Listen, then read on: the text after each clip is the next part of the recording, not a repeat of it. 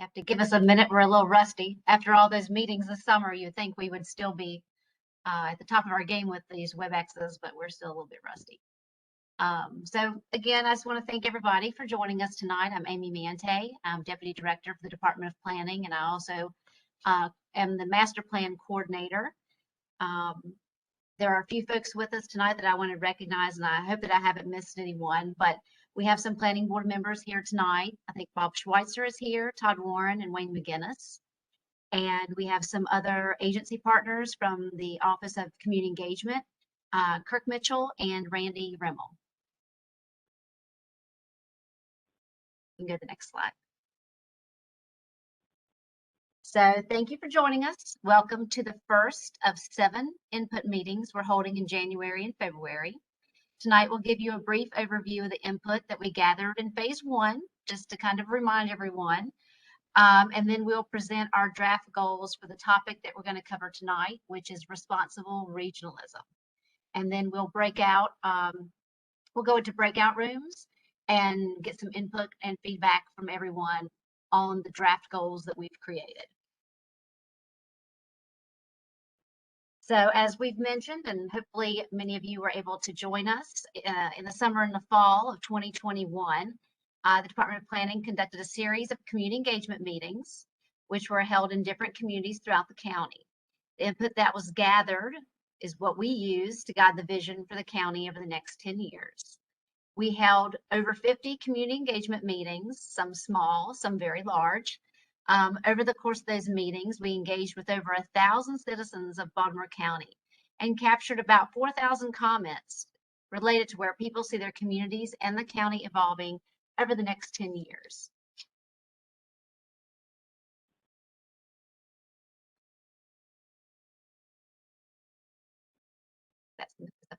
The meetings were held across all 7 council districts and engaged over 35 various community groups. We asked broad questions about what you valued most or wanted to see changed in your communities. And we also asked where you see the county in the next 10 years. Oh, it looks like that took a few minutes to load. All right, next slide. From the input we gathered, the top 3 most discussed categories were land use, economic development, and transportation. And most notably, the most engaged groups that we met with were located in the western part of the county, Catonsville, Randallstown, and Woodlawn. And those were the meetings where we had the largest attendance. Also interesting to note, residents expressed the most support for walkability and pedestrian-oriented infrastructure, streetscape improvements, renovated schools, of course, and public facilities, green space and parks, redeveloping aging commercial corridors, senior housing and facilities, stormwater infrastructure, small business, local businesses, community engagement, and participatory planning. And they had the most concern about school overcrowding and inadequate facilities, traffic and congestion, overdevelopment, loss of green space, continued threat of climate change, lack of professional and recreational opportunities for young people, and blight in older communities.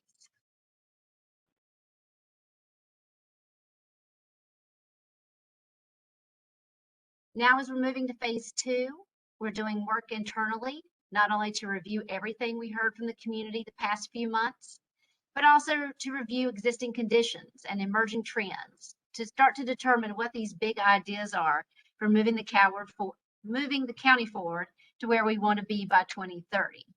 At the heart of this process is the idea that local government should invest more and more thoughtfully in its people and infrastructure.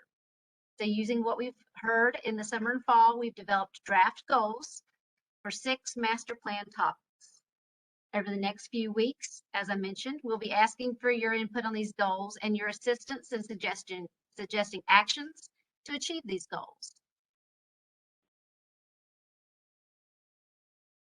The goals are grouped into 6 categories: livable built environment, resilient economy, interwoven equity, healthy community, harmony with nature, and responsible regionalism.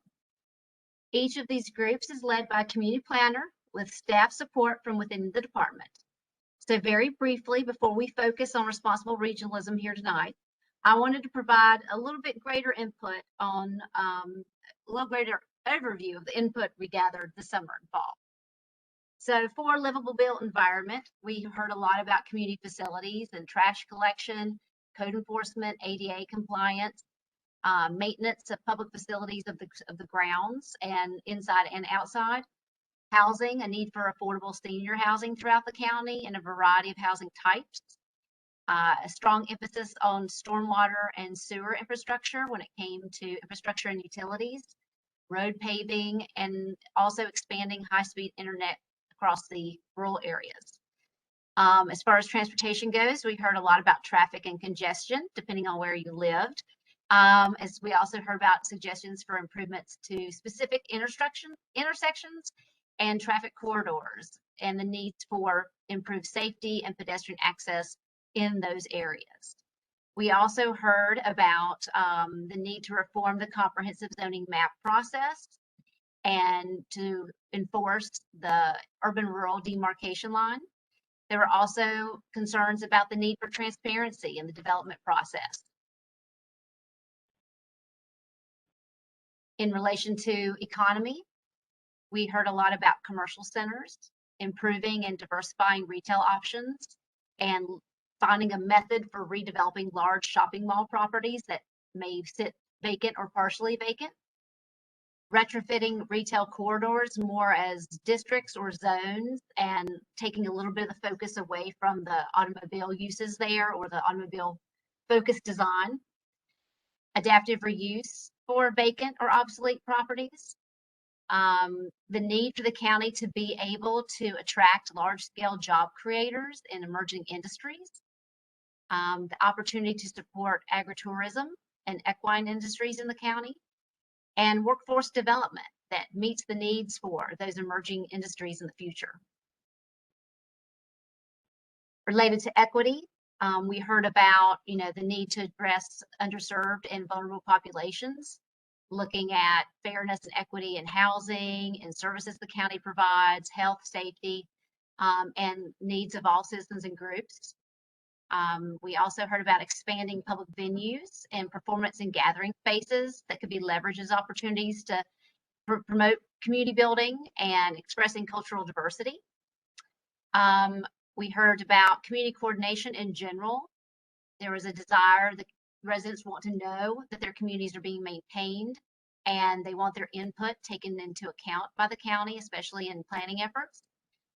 Public-private partnerships between local institutions and community groups was seen as important, as well as more accessible internet presence, such as weekly newsletters and dashboards where residents feel like they have a greater connection to what the county's doing and how they can participate in government.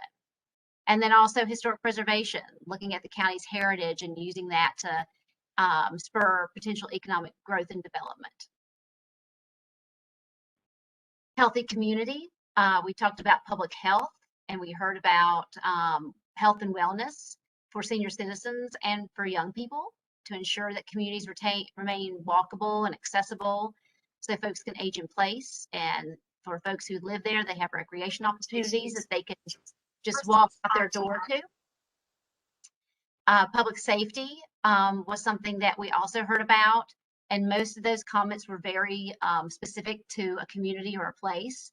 But we did hear, the need for less, the desire for less crime, more public safety, improved communication with the police department, a renewed focus on pedestrian safety, especially dealing with speeding and traffic calming, the desire for police presence in the community associated with enforcement and lower crime rates. And specifically in Randallstown, we heard a lot from those folks about rates of sex trafficking in the state. Harmony with nature, we heard about natural resources and the shoreline of Baltimore County and how it should be more publicly accessible and safe from flooding and erosion. We had a lot of suggestions about reforestation and tree preservation, tree canopy management, and developing a plan for impacts to infrastructure, health, and environment in response to climate change. We heard a lot about recreation, parks, and open space throughout all of these meetings.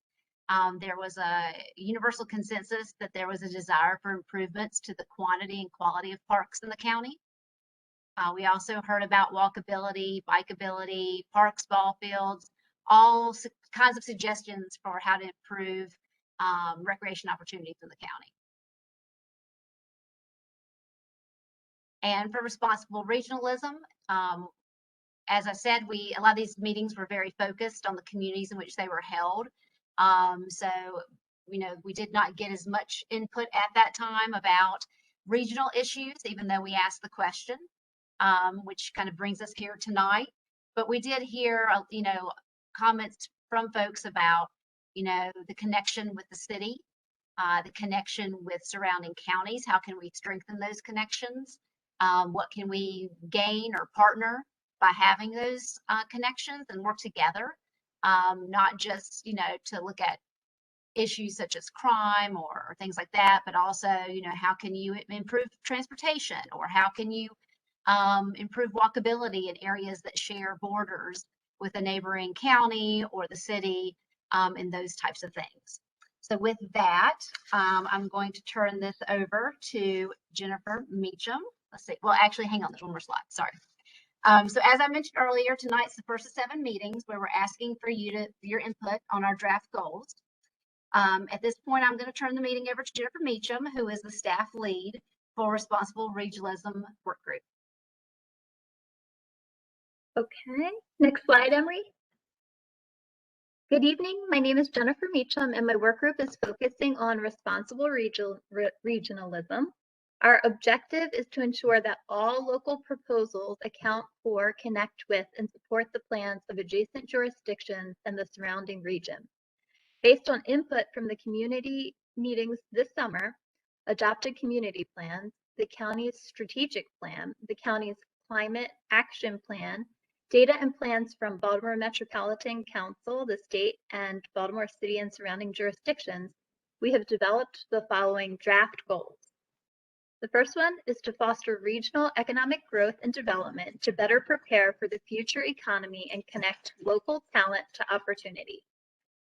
Goal 2 is to collaborate with the region to create a well-connected transit network and to protect human health and the environment.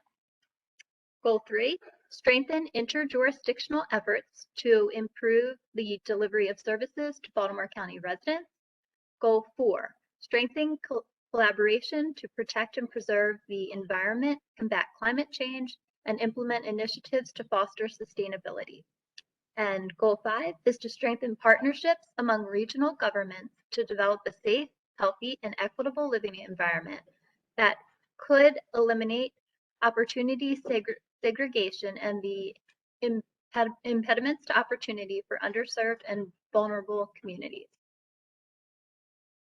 We will now break out into groups to discuss these goals and the actions associated with the goals in greater detail. The actions will be shared with you in the breakout rooms.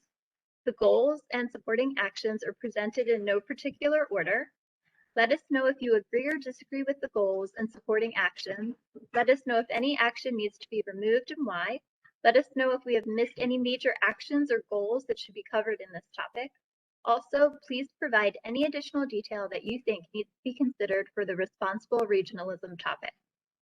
You will have a moderator assigned to your breakout room who will lead you through the discussion, and at the end of this session, we will meet back here in the lobby. We have 1 hour set for this exercise, but you can come back into the lobby if you're finished early. Fucking pissed off. Okay, Emery, next slide. Once moving to your breakout room, it might take a little while for your computer audio to connect. So here are some instructions on how to reconnect your audio. Okay, and I think now Emery is going to set up the breakout rooms, and you're automatically going to be kind of pushed into those rooms. Yeah, just give me a few seconds. I couldn't really do it during the presentation. Okay. Yeah, so Jen, you can continue to talk. Okay, so well, once we get in there, we'll see the rest of the actions and the goals. We can start the discussion. Just a few seconds. We have now like over 100 people attend the meeting, so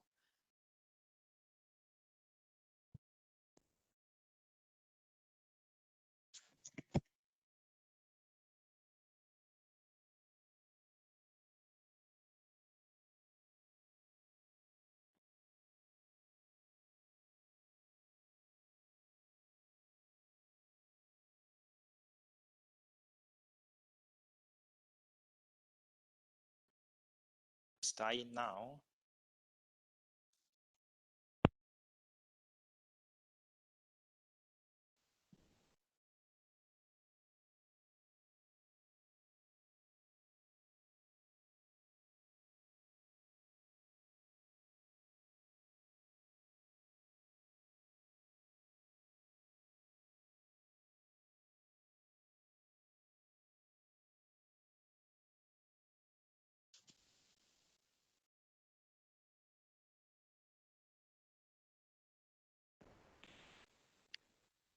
Okay, I think this is everyone who's going to be in our breakout room. I know it's all of the people with phone numbers because they can't be put into a breakout room. So this is kind of the lobby area.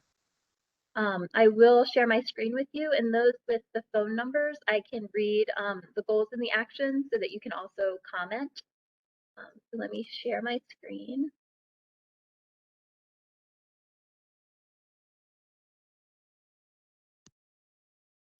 Okay, we're just going to go through each goal and each action, and I'll read those to you, and then you can let me know if you agree or disagree with each goal and supporting action. And then do you feel any action needs to be removed and why? And do you feel any action needs to be added for this goal? So if you want to just unmute yourself and talk, I know there's a lot of people in the room. I don't think we were expecting this many people, but if you just want to unmute yourself and talk, and I'll take notes on my sheet. So the first goal is to foster regional economic growth and development to better prepare for future economy and connecting local talent to opportunity. So do we have anyone who agrees or disagrees with this goal? And would you like to tell us why, or just if you agree or disagree, just let us know?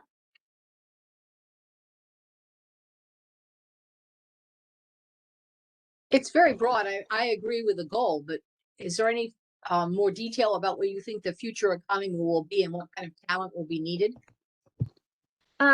We have started working on that material. That's going to be kind of the background material that helped us to make these actions and goals. We don't have that prepared ready with us right now tonight, but we do kind of have these actions that are prepared using the data that we've collected. So maybe if we get into the actions for that goal, the actions for goal 1 are to align the county's economic development plan with the regional economic blueprint, establish a joint tourism development and marketing plan with surrounding jurisdictions, prepare businesses and the workforce to provide material and services for skilled jobs, including offshore wind enterprises at Tray Point Atlantic, encourage and support the development of housing and employment centers that are along the public transportation system.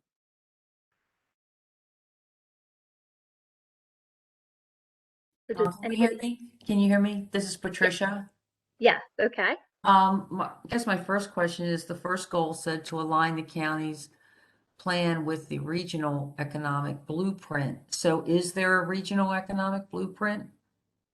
There is the Baltimore Metropolitan Council kind of has a regional economic blueprint for the region, for the surrounding jurisdictions. So we were just going to try to align with what they have in their plan. And Baltimore City also has kind of a more of a regional economic plan. So to kind of align with those two plans. Do you have the highlights of that plan that we would be talking about? Just the key points or? No, not right at this point. We haven't, these are kind of just draft goals that we haven't really gotten into much of the detail for that yet.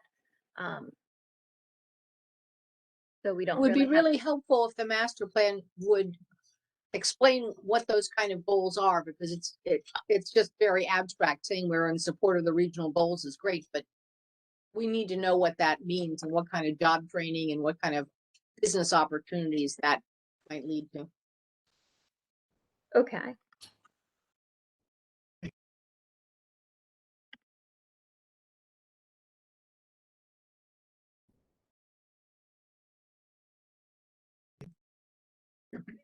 Really difficult because we've been very competitive with the other members of the regional group for job and factories and whatever it is that makes the economy grow. There may be some areas like that we could focus on, like tourism and environmental development. But beyond that, there's a lot of competition that has to be talked over before you can get into a regional economic development program.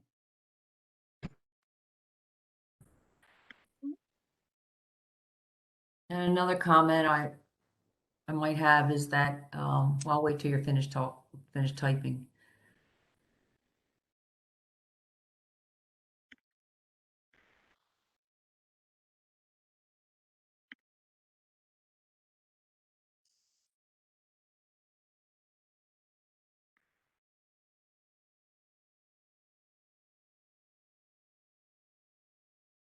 Okay.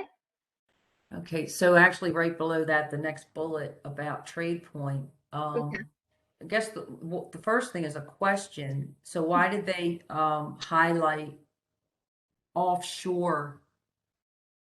Was that offshore wind? Oh, okay. Yes, That's offshore new. wind. Um, Trade Point Atlantic would, they provide the materials for the offshore wind. okay. Are we allowed to comment negatively on offshore wind? Sure, yeah. You can, Okay, I just have an issue with the wind, the whole thing. There's a lot behind it. I mean, there's a lot of information that is really, first of all, it's the birds and the eagles graveyard. There are other issues with it, even the power it takes to run the mills and things like that. So I just think we really need to just be careful about stepping into stuff just because we want to be so-called green.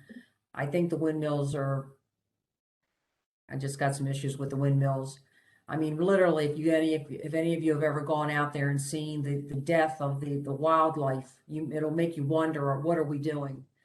I guess the other thing I wondered about was the on the east side we have the steel mill is starting up again in a small capacity. Where we used to have, of course, the big Beth Steel, and it produced a tremendous amount of jobs and everything. Now it's a smaller capacity startup. I think that it would serve the community simply because Beth Steel served the community so well before with great jobs. The whole Essex area was built up very well. The whole east side had a great economy because of it. And I think that it would serve us to try to figure out a way to bring to get that, maybe not as big as Best Steel but to try to expand that opportunity that some of the developers have put into that and the money that's been put into that. I think we really ought to support it and do everything we can to build that up even more.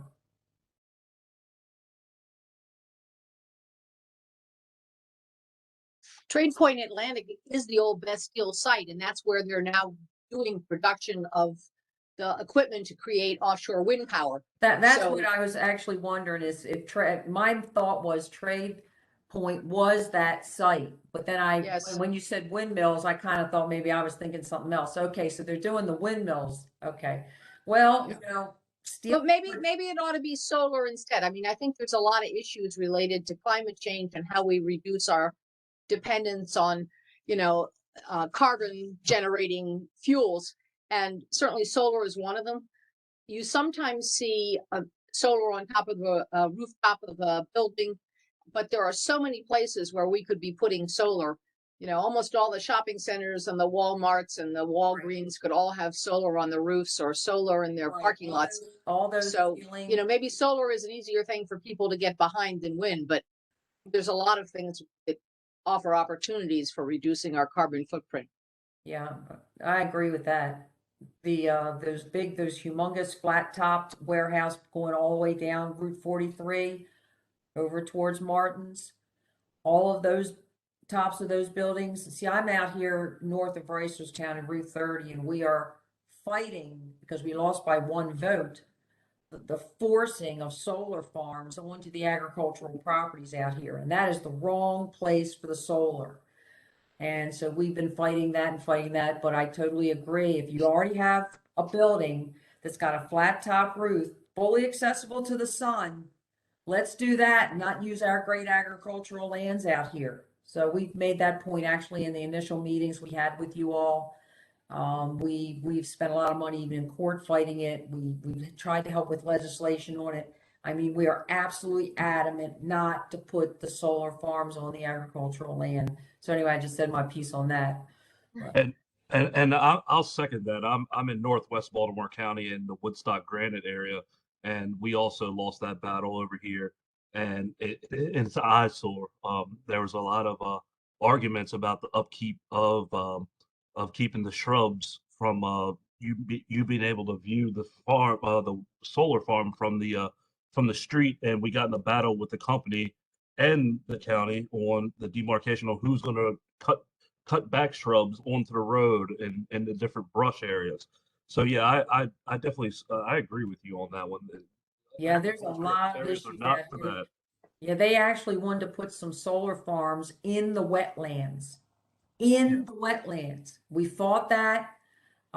We've been able to hold that part off, but just the fact that the county was pushing that on us and not paying attention to the fact that we feed the water supply of the rest of the county. I mean, we feed both reservoirs. It comes right down through this whole area. They want to put the solar farms on there. We've got to be smart about how we do things because every green solution also has impact. We just need to be smart. And that's all I really ask. I really just ask people to have common sense, ask our legislature for common sense and planning on how we select to do these things. Can I ask a question? Yeah, yep. Hi. Hi. I understand all the conversation going on and you know, a lot of opinions both ways about all of that, and it is a concern about our environment and what's going on now. But for this particular meeting tonight, my understanding it's more the economy resilience. No, that's another night. That's next week. Oh, okay. I'm sorry, Yeah, because that's I okay. thought that's why you were centering on as far as the workforce. Oh no, That's right. we're just at the first goal, so all the regional goals kind of tie back to the other sections. So this is like our economic regional goal, but it ties back to the other economic section. I think it's resilient economy. So, and then as we go through the next goal, that would be more of like I think an environmental goal. And then there's different ones that go through different parts of the other topics that are included in the master plan. Okay, because I was looking at reading that statement as what we're looking at is more of preparing businesses, you know, and the workforce provide materials for building a skilled employee market for different organizations, for different businesses. Yes, And yeah. they use Trade Point Atlantic as the example. Is that because that's one of the biggest employers that the county is looking at this point? Yes, yep. Mm-hmm. And I think that's how we got off into the environmental stuff, is because Trade Point's building the windmills. Right. So, you know. Okay, does anybody have any feelings on the establish joint tourism development and marketing plan with surrounding jurisdictions. Or encourage and support the development of housing and employment centers that are along the public transportation system. I think the second one is really important.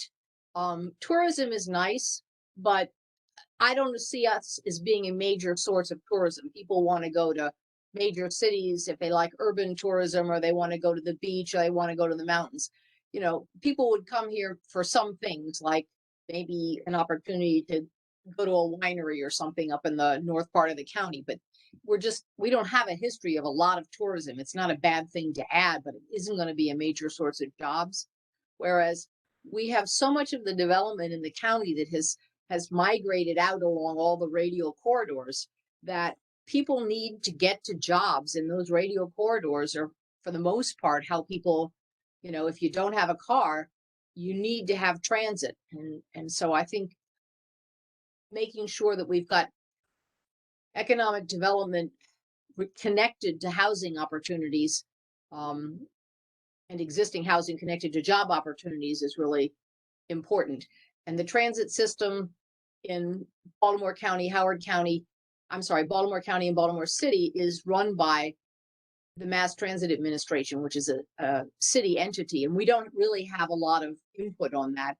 And we need to figure out how we relate more strongly to the MTA and improving the transit service so that it does get people to jobs. Okay. Hey, I just want to jump in real quick because transit is like one of my obsessions. The MTA is a state agency; it's not a city agency. So we do have some say about it, but so do people on the Eastern Shore for some reason. State agency. Yeah, but if you don't speak up and ask for what you need, then MTA will just keep on doing the same old thing. And I agree with you there. Just it's like Baltimore city councilors have like nothing to do with it, so it's about our governor, it's about our state legislators. That's where we're going to be able to get good changes at the MTA. It's true, but there was a lot of planning and a lot of money lined up for the Red Line, which would have connected kind of the Security Square west side over to Dundalk and Trade Point Atlantic jobs, and that got pulled.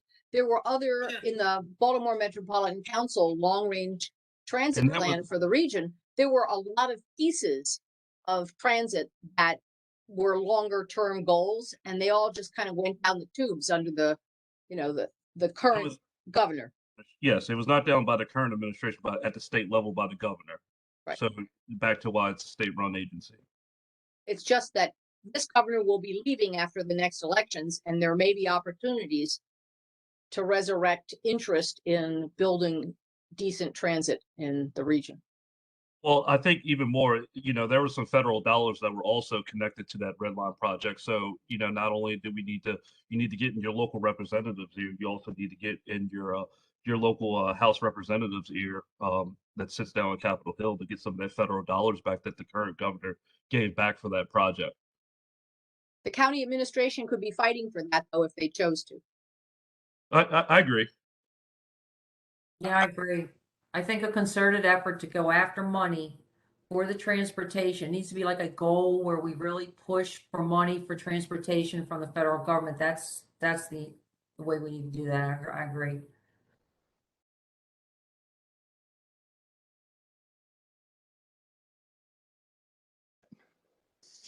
If you're going to get the money to get the transit in here, the other part of that bill should be something to deter crime, because the same people that are robbing houses while people are working are riding those same transit buses. That's true. I don't agree with that either. That's a difficult conversation. Is there a section in here on crime? I think I did see that. Later, we'll be talking. Yeah, that's one of I think at the very bottom of it. Okay. All right. Yep. Okay. So do we want to move on to goal 2, or are we still discussing goal 1? I would like to jump back up to goal 1 when we go back to the Trade Point Atlantic. Now understanding the question a little better, I think one of the things that could be done a little better is to reach out to the local high schools in Baltimore County to kind of do some type of internship program for some of the younger people coming out and some of the colleges and some of the trade schools that are in the area to reach out to some of the younger folk to get them involved in on a good career path for some new skilled labor. And I wanted to just ask for more clarification of what are examples of employment centers? So Trade Point Atlantic would be an employment center, or on the west side there would be Social Security, the offices for Medicaid and Medicare. So these larger areas that have these large employment kind of Opportunities, yeah, like a large business or a large organization. Yes, Large yeah. company. Okay. Mhm. Or multiples. It's like Hunt Valley has a lot of different businesses, but it's on a light rail line, so you can get to it if you happen to live anywhere near the corridor. If you live far on the west side or far on the east side, getting to that transit corridor is up. Thank you. I would suggest including hospitals as employment centers. Yes, yeah. We've got, thousands of employees. Mm-hmm. And to also look how the community college is built, more towards a trade-based to attract more trade-based students. Also, we have a really good community colleges here in Baltimore County, and add that maybe to the curriculum could kind of help in this in that way also.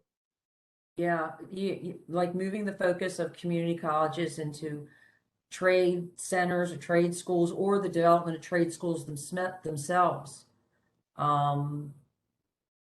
I don't know how many really good trade schools we have in Baltimore County, but I know that Howard County has a couple very good ones. But I don't know about Baltimore County. I tell you, that's where, and you can make a very good living if you learn plumbing or electrician work or auto work. You can make a good living, and without having to go to a 4-year college, go to trade school, a good trade school. I'm a product of that trade school, but I had to go to York, Pennsylvania to get my training. So that so you have that's to go out of the county, of it. right? Yep. Exactly.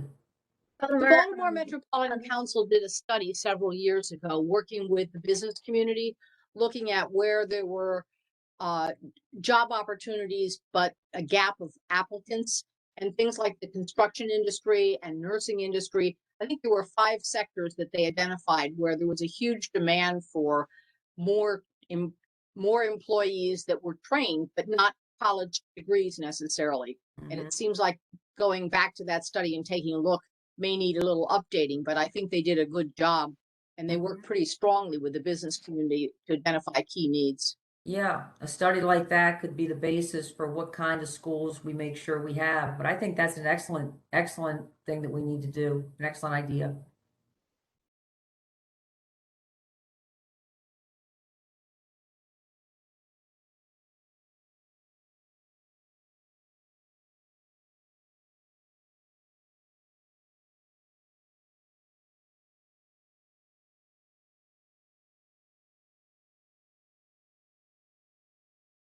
I'll mention something else, and I don't know how much impact we have on the education system, really. I hate to say it that way, but so my brother, I know this, he ran one of the only computer and networking labs in Baltimore County for the high schools, one of the only ones. He was very sought after. And now actually he's wound up leaving, but and there is a tremendous gap in the high schools for computer labs and like we were saying, trade labs. Tremendous gap. No funding. I mean, basically no funding and no facility. And that is really what the kids need, of course, in addition to math, science, English, things like that. Okay, should we move on to goal 2 now? Could I say one thing about the tourism? Sure. Okay, I know it says here that Baltimore County doesn't seem to be a major source of tourism, but we do have some pretty phenomenal rivers in Baltimore County, the Gunpowder and the Patapsco. And I'm thinking of connecting with Ellicott City with the Patapsco. They have such a a great tourism draw in Howard County, and we're right across the river from them. So I would like to just throw in that I think we do have that draw. We do have something very important here with the rivers, and especially with the Patapsco. And personally, I'd love to see a visitor center or a large museum celebrating the Patapsco and the 100 of mills that were along that Patapsco. So I just want to throw that in. Okay, great, thank you.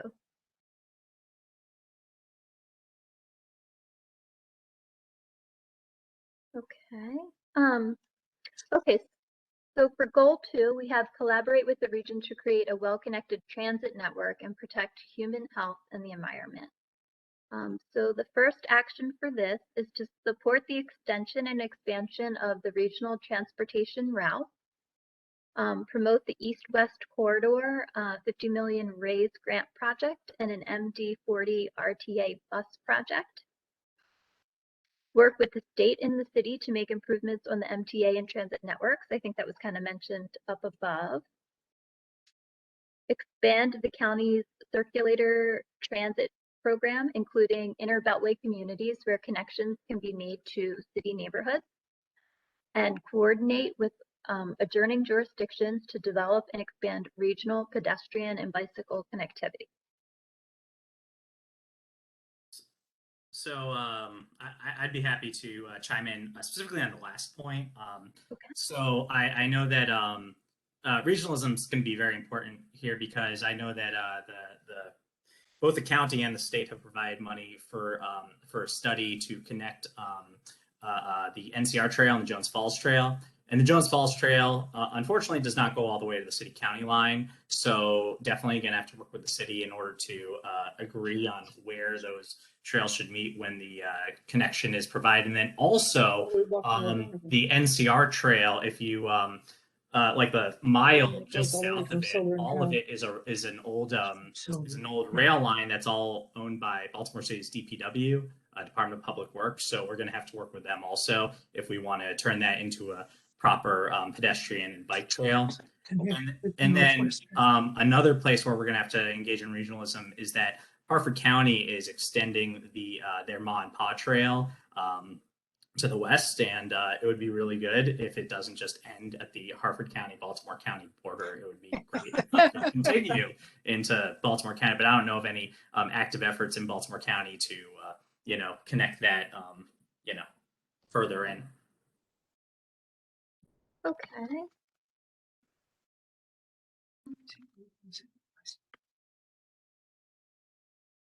I support all of the goals for these kind of regional recreational trails. I think that they're important for people's health and sanity, particularly in the COVID era, be able to get out and make those, connections, get some exercise. However, I think we need bicycle and better pedestrian connections locally. Again, if people are trying to, get from their neighborhood to a park or from their neighborhood to a shopping center, or they're trying to get to a job, or they're trying to get to some kind of transit. Many neighborhoods have decent sidewalks, others don't. And a lot of times there are gaps in the connections. So I think there was a bicycle plan that was done a long time ago that never really got implemented. And it would be nice if it would be resurrected to see what could be done to expand bike and pedestrian connections to places people care about close to home.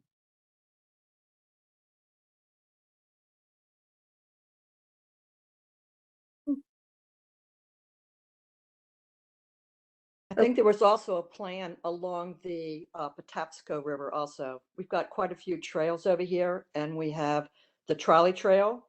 So to be able to connect that to the river, along the river, I think there was a plan to do that at one point in time. Yes, that one's still in the works. There's one that connects Baltimore City and Baltimore County and Howard County. That's kind of in the works right now. That I think includes the trolley trail. Okay.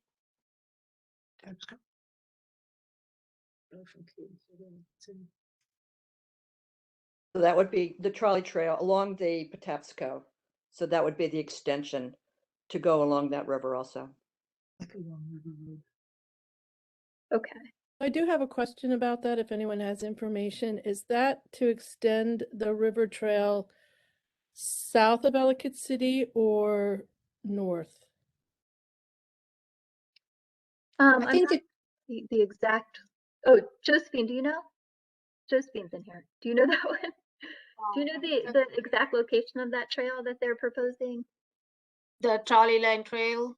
Yeah, or that Patapsco trail. I know there is one which came up recently from the Guinness Brewery to the Patapsco thing, but I don't know if it is to the south of Ellicott City. I can double check on that and let you guys know. I think the one you're thinking of that they put in a request for funding for with federal and state funds is to connect the area from kind of Elk Ridge and Relay to Guinness. And then be That's the able one I'm eventually to mentioning about. connect it down all the way to the city, because there's a whole waterfront trail system that the city is planning it, and it may take 20 years to get there, but it would be really wonderful, connect city waterfront to the Patapsco, state park waterfront. Yes, yes. I'd also just I know that we were talking about tourism in the last one, but since people are talking about bikes connectivity, so part of these trails that I mentioned are part of the proposed East Coast Greenway, which is basically a friendly version of the Appalachian Trail, where it's nice and flat and all of that. And so if that ever gets completed, or long portions of it get completed and go through Baltimore County, that is tourism right there. Yes. Especially if it, I know that portions of it would go through more rural areas, but portions of it will go through more high density areas, and the commercial shops in those areas will really benefit from that. So that's that's definitely a connection to tourism. As people are passing through, they're going to need to eat somewhere. They're going to need to stay somewhere.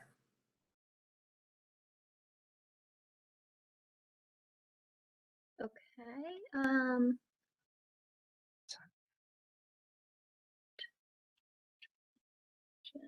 Do we have any other comments for this section? I guess I would just like to have some point about going back and looking at previous transit plans, because I believe there was supposed to be transit connecting out to White Marsh and Honeygo Boulevard area. And I know that the red line was east-west. I don't remember all of the pieces of it, but I think there was a game plan for a fairly extensive transit system. And, those were done a long time ago, but the priorities ought to be reassessed in terms of what are the greatest needs now.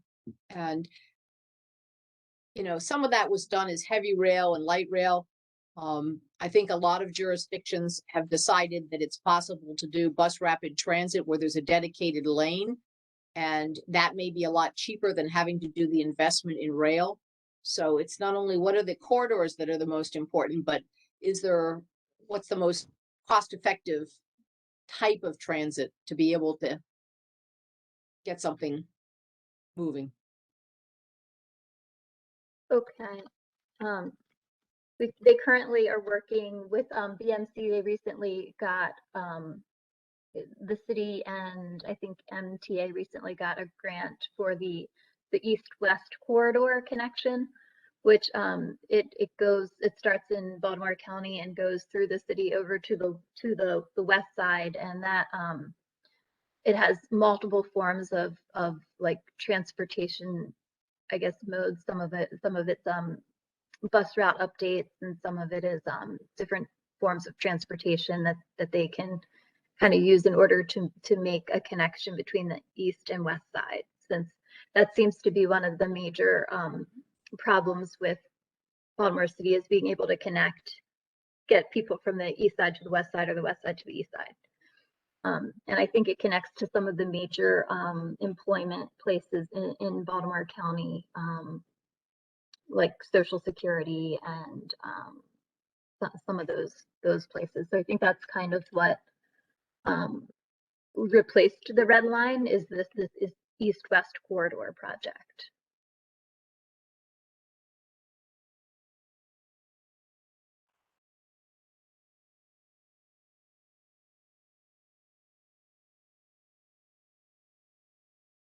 I guess the only other thing I would offer on transit is that a lot of the transit that we do have, which is basically the line that goes up to Owings Mills and the line that goes to Hunt Valley, the sites surrounding the transit stops ought to be reinvestigated in terms of can they be redeveloped at higher intensities as hubs that will create more jobs.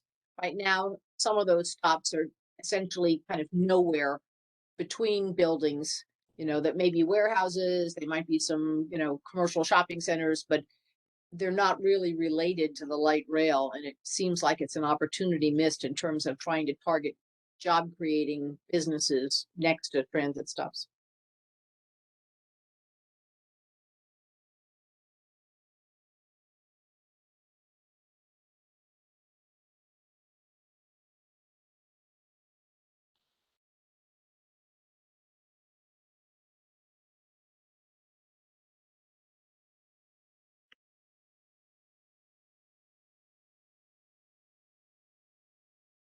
Okay.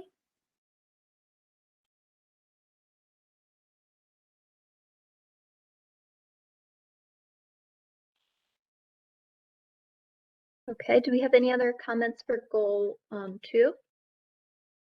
Yes, I don't know where this might fit, but the Okay. Baltimore Metropolitan Council has a project right now for transportation for historic towns. And they've identified Ellicott City in Howard County and Oella, Catonsville in Baltimore County. And they're right in the middle of hiring a consultant for right now. And their advisory council is coming together in the month of March with an end date in October. So they have identified these 2 areas. And like I say, I don't know where this may or may not fit into here. Okay. Just thought that might be information just to say that's going forward. Okay. Historic, and that was transportation and historic. Historic, yeah, transportation and historic towns. And they have identified those 2 towns as being Ellicott City in Howard County and Oella, Catonsville in Baltimore County. Okay, great, thank you. And I think just for that section also, just the overall support of it, just from an economic standpoint for the whole region, that red line could be beneficial just from a whole state level, a whole region, East Coast regional standpoint. So I think that should definitely go with the support extension. Okay. I'm sorry to ask you to loop back to that just a moment, but you mentioned Oella and historic Ellicott City. Is a proposal to bring a public transportation line out there directly? Well, no, I actually have the report somewhere in these papers next to me, but no, I believe they're going to be looking at safety, parking, traffic with what's there now. So I don't have I don't have my hands on the goals right now. I could get it for you next time. Okay, thank you. Yeah. I think it's the pilot corridor study. Winnie, is that the one, the corridor analysis study? I think they were soliciting, the RFP was south and they were soliciting proposal, if I'm talking about the same thing which you're mentioning. Yeah, I have it in this pile of papers. I will try and find it. Okay.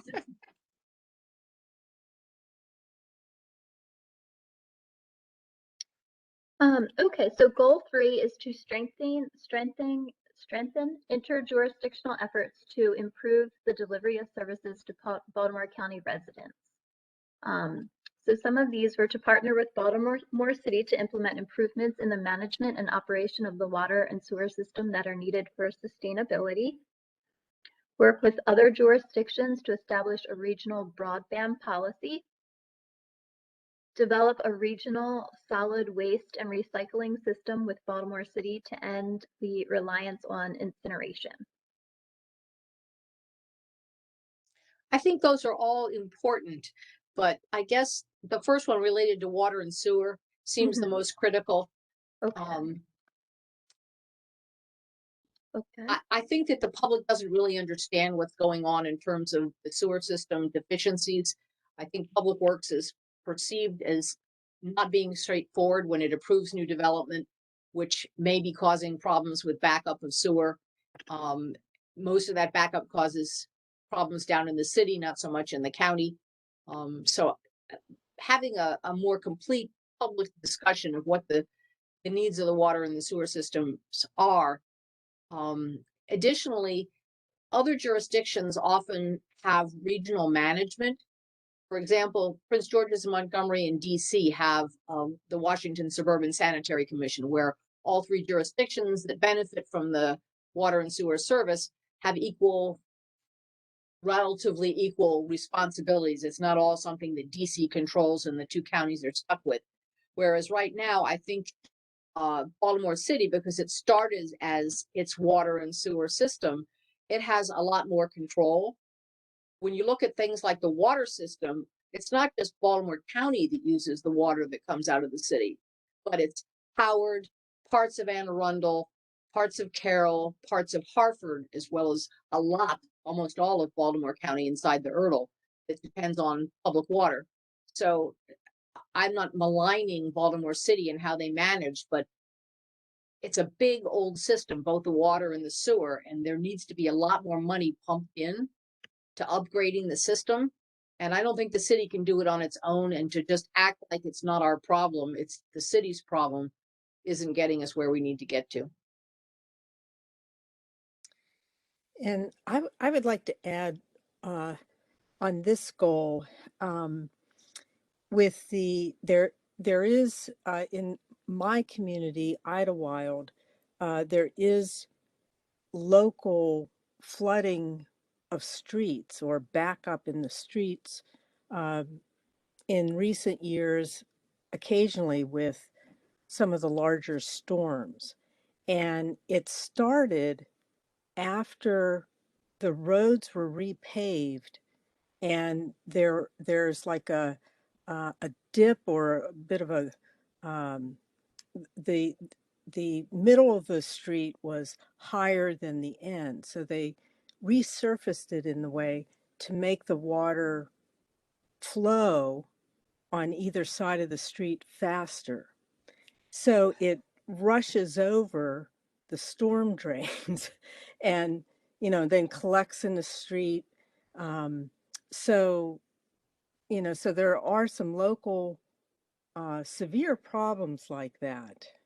And, the county, we've had people in our community testify a couple of times, and they said it's going to cost a lot of money. So I would like to see in the master plan revisiting that local issue of water backup.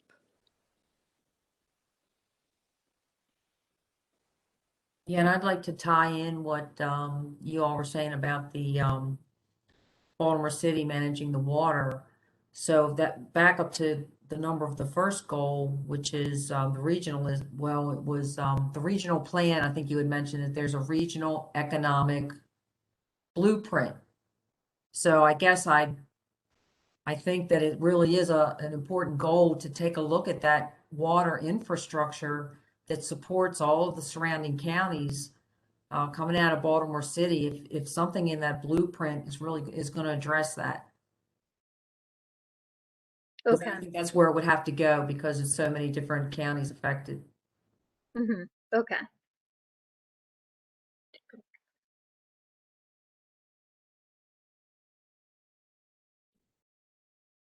Okay, do we have anything for any of the other, the broadband or the solid waste and recycling system?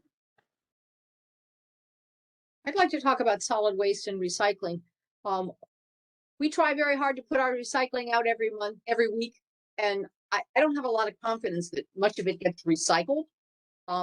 That's not the county's problem. There are certain kinds of things that seem to be like aluminum cans get recycled, but I have no idea when you put in plastic or glass whether any of that gets recycled. And there has to be a market for the product that comes out of recycling, and that isn't going to be something that, despite Baltimore County being a large county, we probably can't do that on our own to generate enough market demand to get anybody interested in bothering to recycle these products. But maybe if we could do it more on a regional and a state level, even trying to get a better sense of what things really can be reused. And you're starting to see decisions by some jurisdictions about not allowing, for example, single-use plastic. So if you get something from a restaurant, you bring it home, it looks like plastic, but they won't take that. So they're moving towards more biodegradable materials in some places. And again, to create a market for dealing with that, we can't go it on our own. So there's just so much waste that ends up in the landfill, and or it goes to the incinerator and then it causes all kinds of air quality problems for people who live near the incinerator. So it's a huge issue, and I just think we can only deal with it on a regional basis, not by ourselves. Can I ask if, when you say recycling, are you including composting in that as well? If not, I might call that out as a separate, really important option as well. We don't do composting, as I'm aware of, in Baltimore County. I have a composting that my husband does in the backyard, but there are some jurisdictions who will accept compost and they will do a county-wide composting, but I don't believe Baltimore County has done any of that. It's a good idea. I thought they did. Yeah, I think the only large composting facilities in Prince George's County, and so it would be great to get multiple jurisdictions in this part of the state to do composting together regionally. Yeah, I mean, Baltimore City is starting efforts, and I think, again, sort of if we can start getting multiple jurisdictions involved, then we build the demand. That's a big industry. Yep. Okay.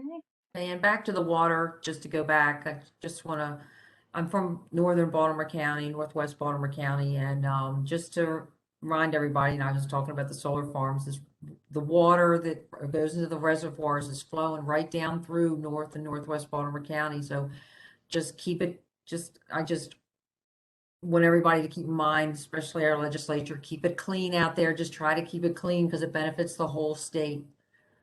And to respect the water. So. Okay. Yeah, I'd like to say one thing about the flooding also, that bullet. Ellicott City in Howard County is in perpetual recovery from flooding. And they are working on a couple of different projects. The new one's a Safe and Sound project, where they're thinking about boring a very large tunnel underneath the shops in Howard County. That will help a bit if they do that, if they get the funding to do that. But that water is still going to come into the Patapsco, and it's still going to seriously flood Baltimore County. So really, there needs to be some coordination between Baltimore County and Howard County on the flooding from the Patapsco River. I'd just like to say one thing about the water and the sewage also. Just as a county itself, Baltimore County continues to build developments throughout the county. And in a lot of these old water lines coming from all the major reservoirs, it's a lot of old infrastructure that's done going down Liberty Road, going down York Road, that causes these water main breaks. I just would like the county to keep in mind as they're issuing permits for new buildings and new residential neighborhoods to keep in mind about the infrastructure, the older infrastructure that's providing these services. It really needs to be looked at. Yeah, and the sewer lines actually crack every time we Absolutely. have a flooding on Patapsco. You can smell it. The sewer lines it's old infrastructure. along the river, and the lines are sitting right in the river. So we need to take a look at that too.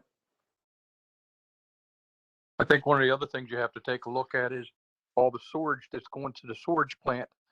This past summer, they dumped it right in Back River again, hundreds, thousands of gallons. There's no fines, there's no penalty for doing it. When they back up, they just dump it overboard, and everybody's working to get your bay cleaned up. Yet we're dumping raw sewage right back into the Back River, which comes right out into Chesapeake Bay. That happened the last 4 years. It's happened at least for 2 months. If I had to rate everything we've talked about so far, importance, I think the discussion we just had about the sewage and the infrastructure and the lines that are breaking and the dumping into the river is number one. That's the number one issue. And I'd say the number two issue is developing the trade schools for the skill. But I think this issue we just talked about is the biggest issue so far. I agree. Infrastructure, top to bottom, it's one of my biggest headaches with this county. It's every bit of infrastructure that needs to be looked at, redeveloped, managed better. You know, it's one of the biggest headaches in this county. Yeah, we can't have all the sewage leaking all over the place and everything. Yep. Right, there was a engineer that came out from the county looking at some of the streets in our community here and saying how small the pipes are underneath, trying to handle, you know, the volume of water, even just sort of a regular rainstorm. So I do agree. This one, without infrastructure, the community is putting itself at risk on, you know, on so many levels, with health wise, with sewage, you know, property damage, with water, whatever. Yeah, I mean, to be specific, infrastructure, I call it sewage and water infrastructure. Can I ask a question about paying for it though? Part of I think the reason the county has been reticent to tackle some things that seem obvious to everybody in various neighborhoods is that it costs money, and politicians never want to raise taxes, but pipes don't replace themselves. It's going to cost money to fix problems related to storm sewers and sewer pipes and water line capacities. And do you think there's a way that the citizens can understand that that's going to cost them some dollars and would be supportive?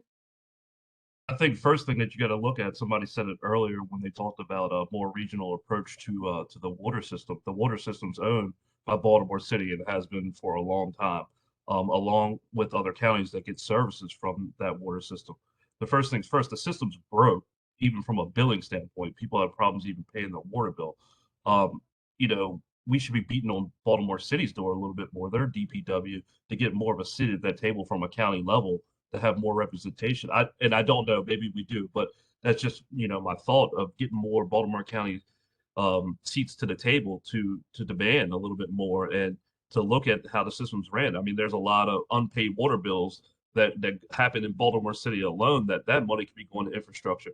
I mean, I would like to see the numbers of paying customers in Baltimore County versus Baltimore City. I guarantee we pay a lot more here in the county than we do in the city. So, you know, how many times over have we paid for these new pipes? You know, I would like those numbers to get looked at, and that's just a frustration of mine.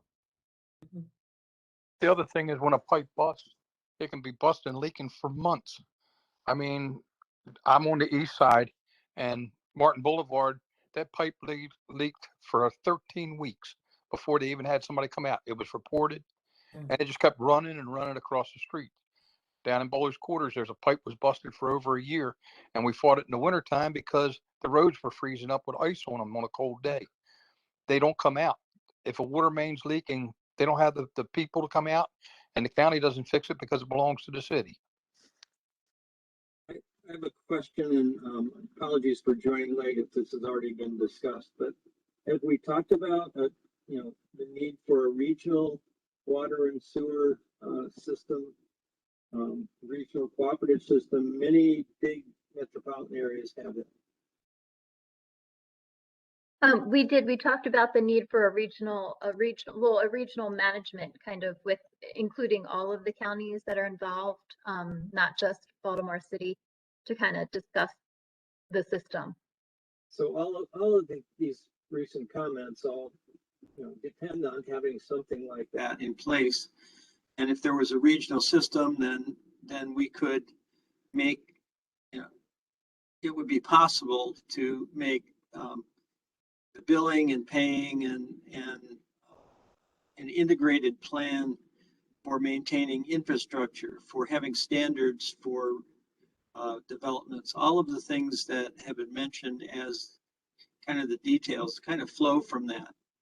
So I feel that should be a big emphasis as far as our response in terms of the master plan.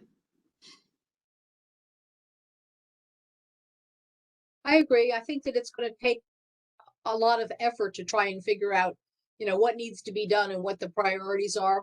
They're not going to be able to fix everything everywhere, but if we're not sitting at the table helping to make those decisions and helping to decide how many dollars the county as well as the other jurisdictions are going to put in to get the system really functioning properly, it will just limp along the way it's been limping for a long time. Well, that would be the function of a regional authority, obviously. And obviously there are political hurdles to getting there. So it would likely require our state legislators to be involved in chartering something like that, and a lot of agreement, a lot of negotiation among the various county governments that are affected.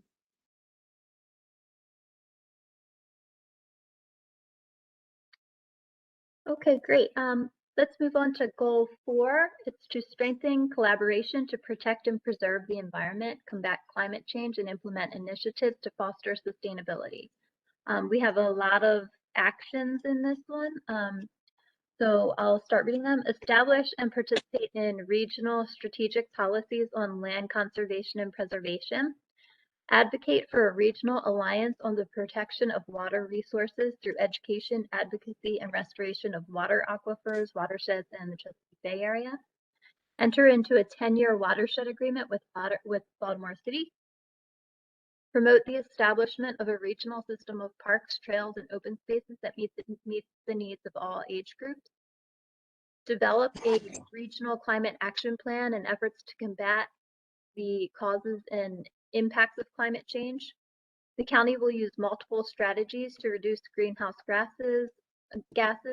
Levels from county government operations by 2030 include reducing the carbon intensities of our operations, improving our energy efficiency, and meeting 100% of the county's government baseline energy use for renewable energy. These actions are all in line with the state's goal to reduce greenhouse gases by 40% below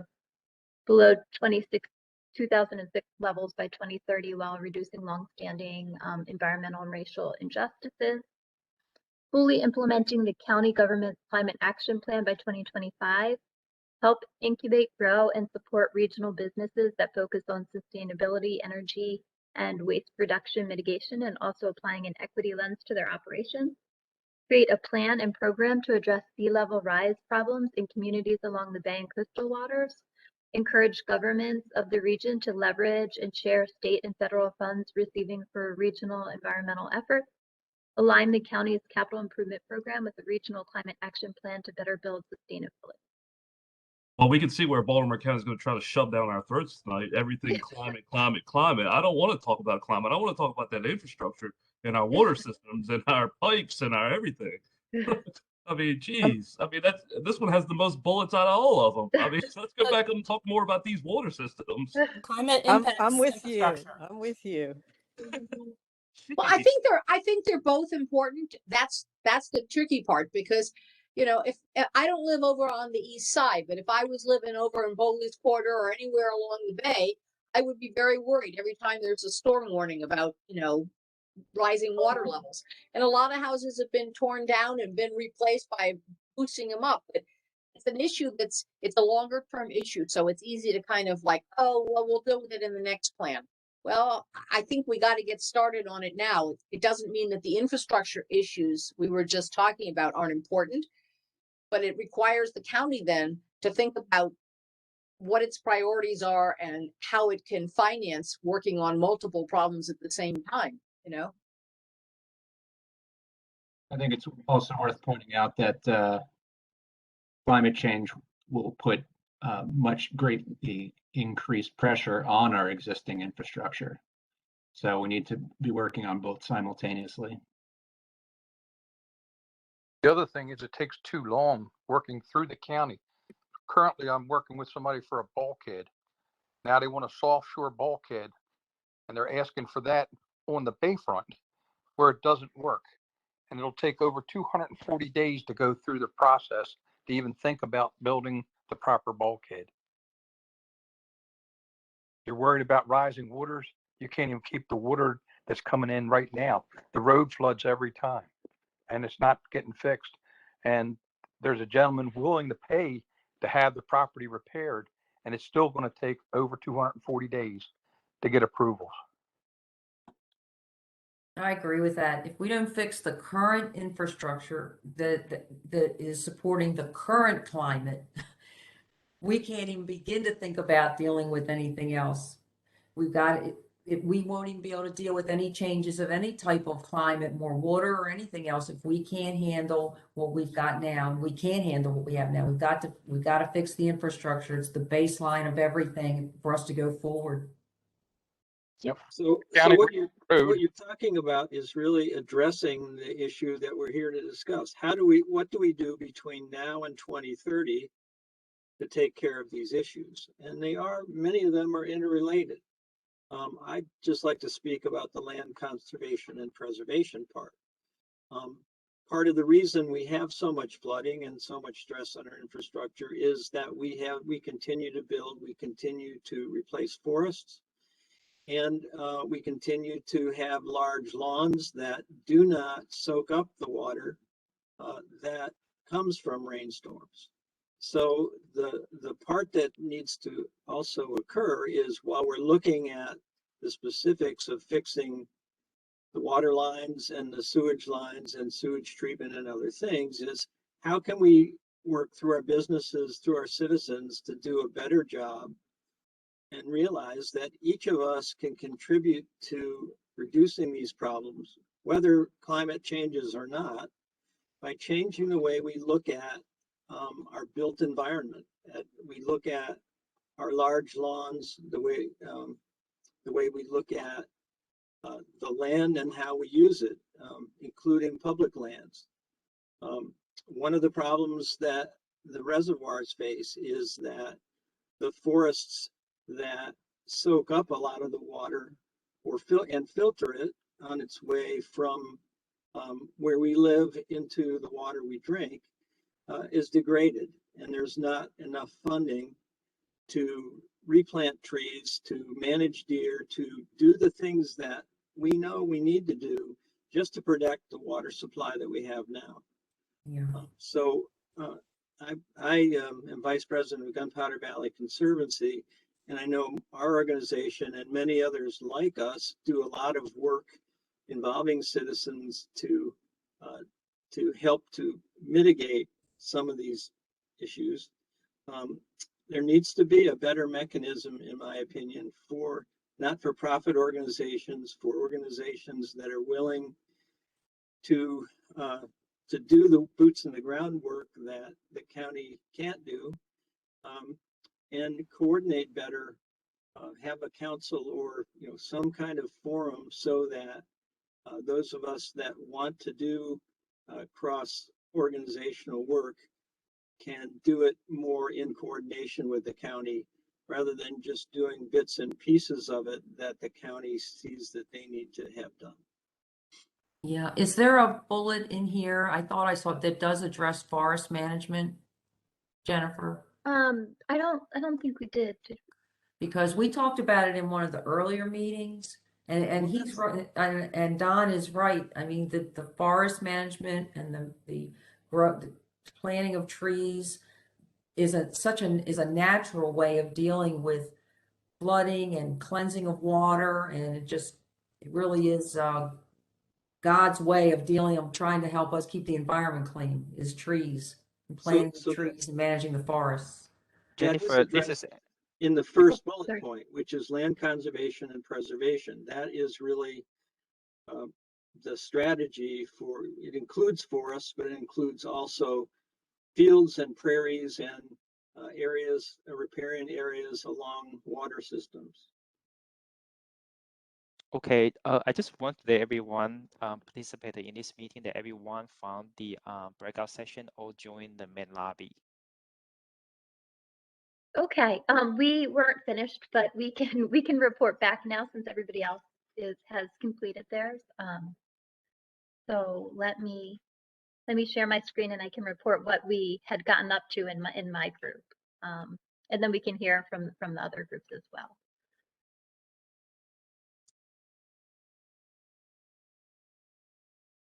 Okay, so for my group that was in the lobby, they agreed with most of the actions for the first goal, with almost all the actions, but they did have some things to say to kind of add some more detail to these.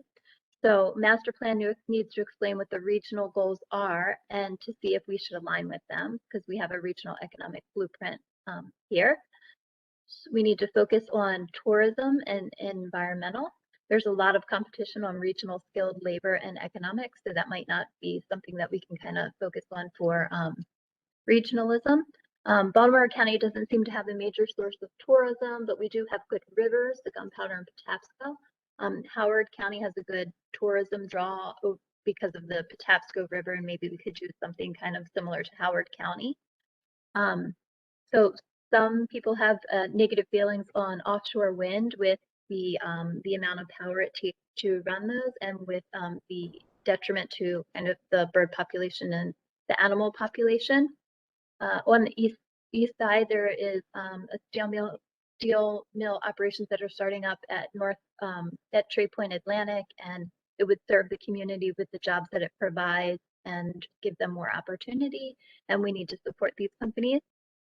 Trade Point should support solar. There should be no solar on prime and productive soils and wetlands. Reach out to some of our local high schools and community colleges to get them involved in career paths and studies to see what types of skilled labor is needed, and to train them in trade schools and the community colleges. The housing and employment centers along public transportation routes, we thought this was very important. People need to be able to get to jobs. Transit is needed. Connecting housing to jobs with many forms of transportation is needed. The MTA, we need to become more involved, tie some of the red line dollars back into our transportation systems, and push for money to get the federal and state funds for those projects. For our goal 2, we have for the extension and expansion of the regional transportation routes, we have BMC to study the transportation in historic towns. There's a project that they're currently working on with Ellicott City in Owella and Catonsville to study the safety and parking and traffic in those areas. So to kind of tie into that, most important and cost-effective corridors and type of transit. This is to study kind of the corridors and the types of transit that's needed for our transportation. Sites surrounding transit could be redeveloped at higher densities. Opportunity missed to create jobs at transit stops. Next one is coordinating with adjoining jurisdictions to develop and expand the regional bike and ped connectivity. Both the county and the state have provided money for NCR and Jones Falls trails. Mile north of the NCR trail is owned by DPW. We need to connect that piece. Harford County is extending the Mom Pa Trail. We need to work with them for the Baltimore County side. Better local bike and pedestrian connections are needed. Resurrect the bike and ped plan. The trolley trail along the Patapsco extension needs to be completed or funded, and the East Coast Greenways project can help to promote tourism. So for goal 3, we have partner with this was the most important issue that everyone in my group kind of felt was the most important thing to take care of, is the partnership with the Baltimore City to implement improvements in the management and operations of its water and sewer system. So it's most critical. The sewer system's deficient. DPW is not straightforward with water and sewer in the county. It needs to be more transparent. We need a regional authority and need more cooperation with all the counties involved that use the water, not just Baltimore City. The city can't do it on its own. We need to make the billing and the payment priorities and budgeting more transparent. There are still local flooding problems in some of the neighborhoods, which are very severe, and we need to revisit these for our master plan effort. Ellicott City, the flooding with Ellicott City needs to be coordinated between Howard and Baltimore County. Older infrastructure needs to be mindful of, we need to be mindful of new construction permits on our older infrastructure. And Back River, there is dumping of sewage into the river, and that needs to stop. And this, they said, is the most important issue. Also for the solid waste and recycling systems, they said market for the recycling projects. Maybe if we looked at it at a regional or state level, we could get more for more of our recycling. Some areas are moving toward more biodegradable, and maybe we need to have regional goals for that. And a regional composting effort could maybe be created. For goal 4, this is, I think, where we stopped, but goal 4, they said this has too many actions. Climate change will increase pressure on the infrastructure, which is the most important thing that needs to be fixed. So these climate changes could lead to infrastructure improvements. It takes too long to work through the county to build things near the water that could help with some of our infrastructure problems. We continue to build having large lawns and continue to shrink the forest cover.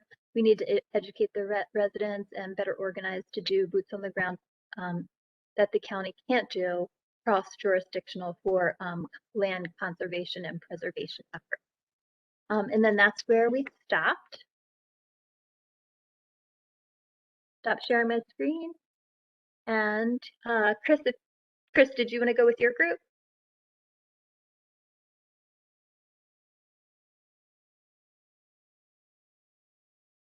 First, I'll unmute myself, then you can hear me.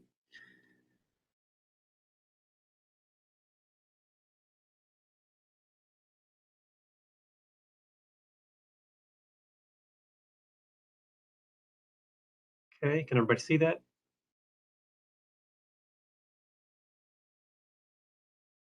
Can everybody hear me? Yes. Okay. Yes. I think, like Jen, most everybody in our group agreed with the goals in general, and there were more just specifications and slight changes to the actions and a few new actions added here and there. First, they wanted clarification on the county's regional economic blueprint. So we need to specify what that regional economic blueprint is or who it's coming from. Under tourism, they especially wanted to market things like the Star Spangled Trail, the rail trail projects like the NCR, connect the NCR and Jones Falls, and sort of promote horse racing and horses in general. Next, they felt that the comment about preparing business there, so specifying that wind enterprise manufacturing would be specific to Trade Point Atlantic. They're saying that's basically too contingent on there being a manufacturing deal there at Trade Point Atlantic. So maybe focus less on that and more just Trade Point Atlantic as a big potential employer for any large manufacturing group that were to come through there. Also, they wanted to leverage the educational institutions, specifically colleges, to create a better environment for startups in the region. And even taking that a little farther, start more at the high school level with trade-focused classes, so that even if you don't go on to college, you've still got a good potential employment ahead of you. Regarding development of housing and employment centers along public transportation systems. The comment was that Baltimore County public transit is rather limited compared to some more like metropolitan areas.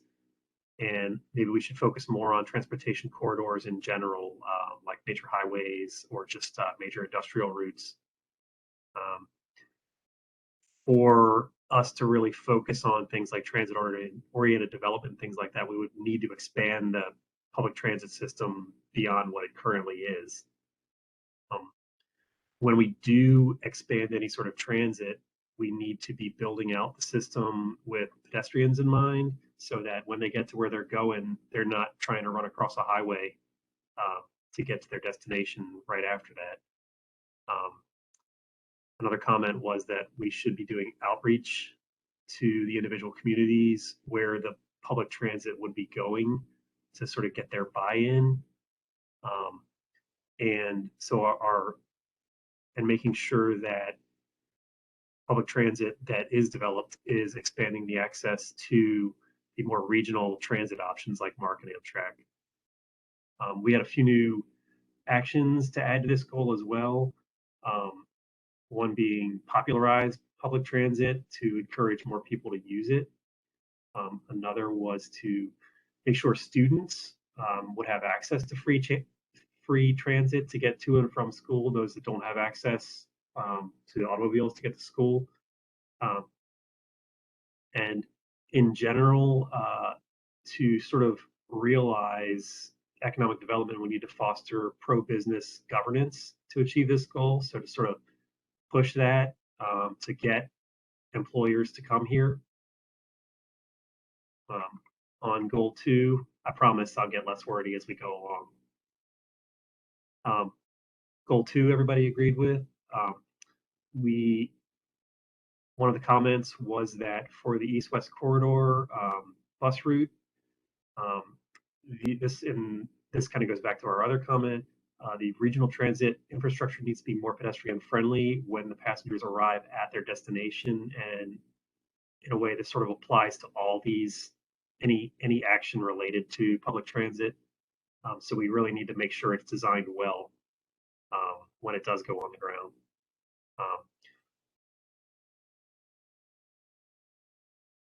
And here's a repeat of working with the local communities to make sure that they approve of additions or improvements to transit and the transit network.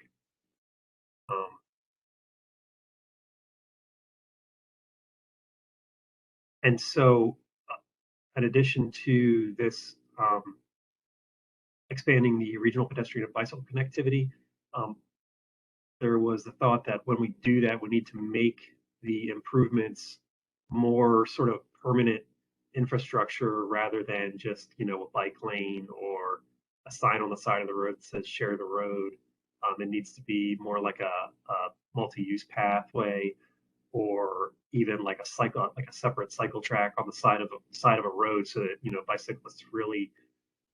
bicyclists or pedestrians in general would just have more of like a safe, protected area along the side of the road to really feel like they're included, rather than just sort of carving out a little bit of room for fewer cars and then just kind of cramming the bikes and pedestrians in whatever's left over.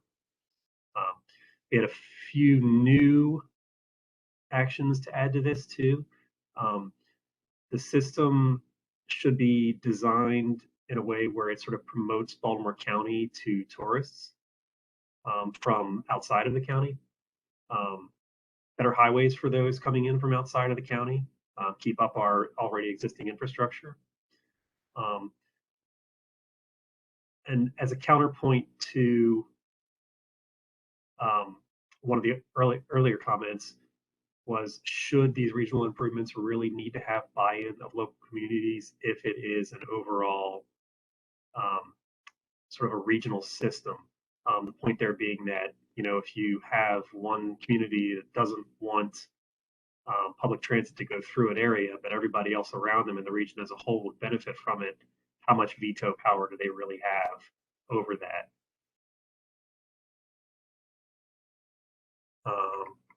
Under goal 3,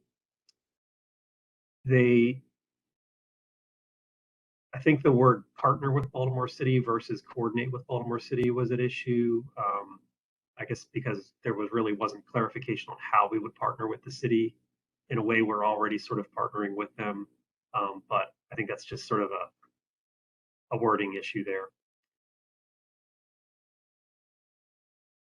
And with working with other jurisdictions to establish a regional broadband policy, one of the comments was that this depends less on there being like a regional broadband network and more on the individual counties negotiating with the providers who would provide that broadband. So maybe that's a little bit different way of thinking about it. And as far as solid waste and recycling, they pointed out that why should we be focusing on just coordinating with Baltimore City? We should work with any other jurisdiction around us nearby, or even farther away if there were to be a system where we were transporting waste to other places that would, we would pay to landfill or recycle or dispose of waste. And there was also a comment that maybe the waste management could be privatized or be more of a public-private partnership,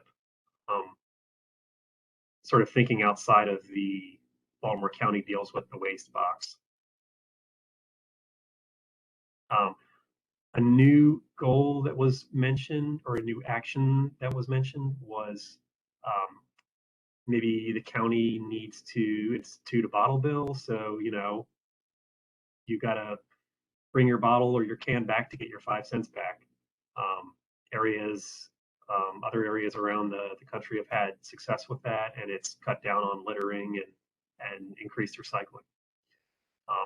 And also we need to provide incentives for zero waste businesses to come here.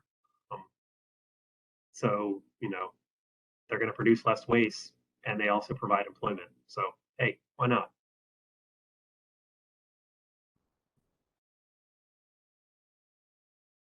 So here's where we started to get a little pressed for time. I'm just going to cover actions where we had a comment on them. So for land conservation and preservation, one comment was to use currently developed land better to conserve, in order to conserve the undeveloped land. So more people doesn't necessarily take up a lot more land, sort of use smarter development practices and redevelopment practices to sort of make sure that there is land left over and preserved.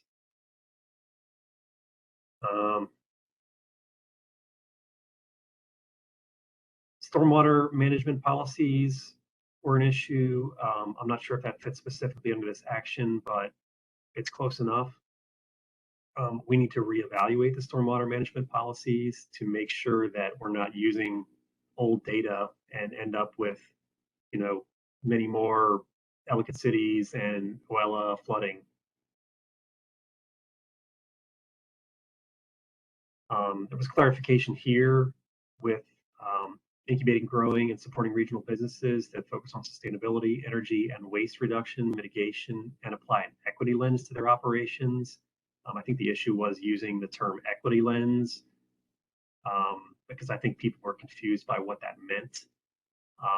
And my interpretation of this was that it was more of an environmental justice issue. So I think they just agreed with changing the wording to speak more to environmental justice. And goal 5, we really didn't get to. So I think that's all my group had.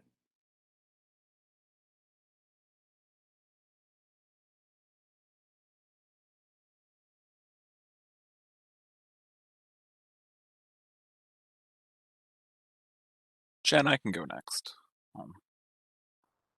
Volunteer quick.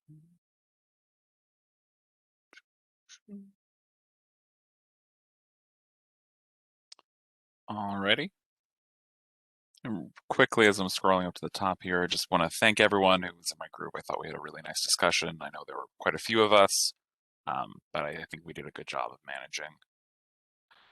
So on this first goal here, we had quite a few comments, and then I think we intermixed our thoughts a few times.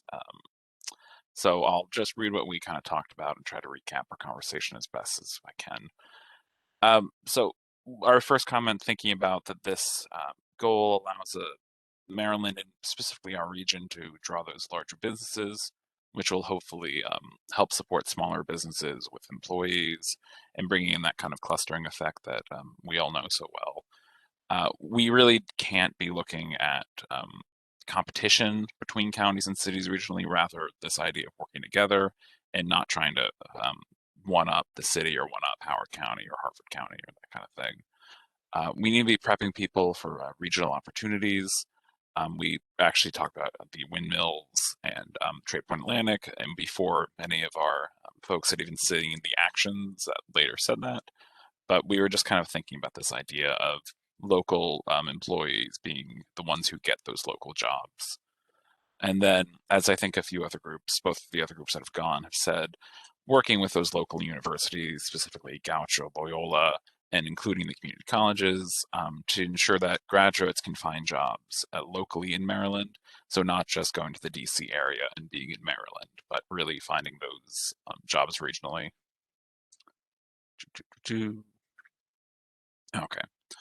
So we kind of didn't really know what the regional economic blueprint was, and like the other group, we had kind of thought we could use some more detail on this and this as an action item for the master plan. Then we had some notes on this idea of tourism. So we really do want to consider transportation and traffic. We don't want tourism to negatively affect local communities. The number of historic sites in Baltimore County, I can even think of like the Hampton Mansion, could really benefit from connecting with historic sites in the city. And how can we create partnerships to make sure that they're playing off of each other? Improving our parks and trails could benefit from coordination for tourists. No tourist is going to stop right at the Baltimore City line if they're walking on a trail, or they're not going to just not get off of a bike lane that crosses over jurisdictions. Okay, and then that last kind of concern of if we do choose a partner full-heartedly with the city, how do we confront the challenging image that the city has nationally? And even can the city benefit from partnering with Baltimore County to try to attract folks that you come to Baltimore and you get the benefits of the county as well, not just staying in what the city has to offer? And then, so as I mentioned, this idea of job training, making sure that local employees can get these local jobs, something that was brought up without even looking at it on our action list quite yet. And then when we got to this idea of housing locally, we did want to talk a bit about making sure that there is this preventing overcrowding in schools when improving the housing stock. And that sometimes transportation planning and school planning don't line up, but if we base all of our housing planning on the transportation planning, do our schools become overcrowded? We were talking a little bit about Frederick Road. There used to be places regionally where people could go find jobs that would benefit everyone. So anywhere job opportunities in other counties can often help out Baltimore County residents in job placement programs elsewhere. Our public transit system, I know as Chris's group talked about too, those last mile connections for walking and biking, big regional importance in making sure that kids can even use the transit to get to schools locally. I know Baltimore County has some pretty large magnet programs, high schools. So can kids use those transit infrastructure to get around the county to their school systems? Okay. And then lastly, how can we make sure that transit is helping people get from one end of the county to the other? Often that involves crossing the city. And does that mean we now have to work with the city to make sure that crossing over is possible? So looking for areas to rezone that are more walkable, and then being sure that prospective businesses know the benefits here, making sure there's that water. We have accessibility to all of the Eastern Shore quite easily, or the East Coast quite easily.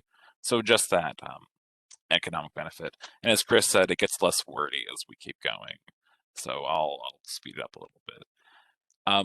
We talked quite a bit about regional trail networks, and really transit was our big topic in our conversation. Better transit better trail programs are not just a recreation, but they also improve work as a transportation service. So we'll improve public health opportunities and reduce emissions. Yes. And then we talked a little bit about the train line that used to run where the light rail now is, it used to go all the way up to Pennsylvania. And how do we make sure, inspired by that historical transportation connection, do something to make sure that people can get all the way up to Pennsylvania using transit? And similar issue with connecting to Bel Air with the train line. So we have a metro, as we all know, coming from Western Baltimore County, but it doesn't ever connect effectively to the eastern part of the county. And how can we make sure that there is that transit connection, that you can use transit to actually get from the western part of the county to the eastern part? I like this connection with the subway. It's barely a subway, it's more like a shuttle. It really just shovels people back and forth and doesn't have a larger system that's connected to. And how can we make sure that these systems work with the city to make transit effective throughout the region? H to N is a highway to nowhere. We weren't sure if that was a derogatory term, but we weren't really sure what this program was. So we wanted to make sure, just emphasizing the need for the east-west connection. We know without the red line that was stopped a few years ago, there is still that big issue. Transit is good. So we were talked a little bit about bus rapid transit. We don't need to invest in more and more traditional buses when we have the resources to invest in an effective and efficient BRT system. The city along Northern Avenue has marked off bus lanes and bike lanes that have led to sometimes there just being one car spot or one lane for cars. And that's all right as long as we're making the best use of those. And then again, should the city or should the county consider more bike lanes and more bus lanes? And then should we expand 95 near White Marsh? We saw what happened in Virginia last week, and what can we do now to prevent that? I'm being told it is Northern Avenue, or it is North Avenue, my bad. I actually live in the city, and I should really know that. Lastly, we kind of talked about the circulator. A little unfortunate that it's getting started during COVID, and that some people can't take public transit right now. So we really shouldn't rely on that data that we're getting now as indicators of how effective the circulator is going to be long term. And additionally, we need to continue sanitizing the circulator and making sure it's clean so that it can be used during COVID, but then that we can expand those efforts after COVID. So we jumped ahead. These interjurisdictional efforts. We need to be concerned with the aging infrastructure. The city has, as many of us know, its own issues managing the water system, but we can't be reliant upon them for the high quality services the county is expecting. We talked a little bit about issues with water metering and how being a county resident working with the city has become very difficult with the updates to the meters that some people have had in the last couple of years. And how can the county government help people work with the city government in that manner? This is what maybe the biggest topic we talked about is people said this is really what we need to do with the recent increases in the use of internet in school and then remote work.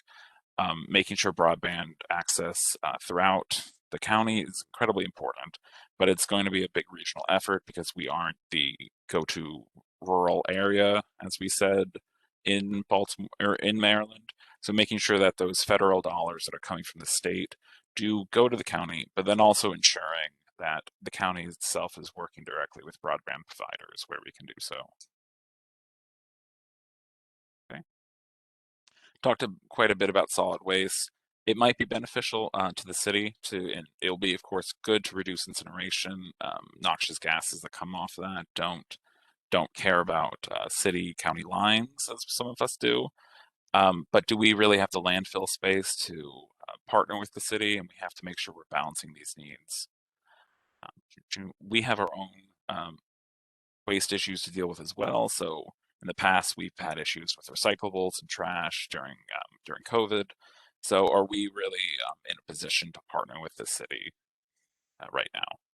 And then moving quickly as I can, these regional planning really, because Baltimore County is the area that has the urban ring around the city, it is our job to make sure that there is this a line drawn the URDL, as many of us know, to keep that intact so that the other counties can maintain their great land preservation programs, and then we can do the same. Advocating for a regional alliance, coordinating the water protection with tourism parks, I thought was a really good recommendation. And we had an expert in this area about trails and how access to the water through trails and even boating and fishing can really help encourage water protection and that kind of advocacy. So being sure that we are giving those opportunities for people from throughout the region to access our great water resources here is really going to be beneficial to the whole region. I like this one. With something as important as the watershed agreement, maybe 10 years is too short, we said. So being sure that the entirety of the agreement around the Chesapeake Bay watershed, why don't we make it longer? Someone said 100 years, maybe that's too long, but somewhere in there. So perhaps make it a bit longer than 10 years. And then lastly, this idea of, having the trail system not just be for recreation, but really for transportation. And how are we going to make an effective trail system that connects people to where they need to go? Okay. So I think that's everything we had. Of course, we got stopped by time. And again, thank you to everyone who participated in my group. Gine, did you want to go? I'll go. So we were only able to review the first 4 goals. We had a great discussion. We have a lot of knowledgeable people in my group, some experts in trails. So let me share my screen. And I had the pleasure to work with Wally, one of our retired planner.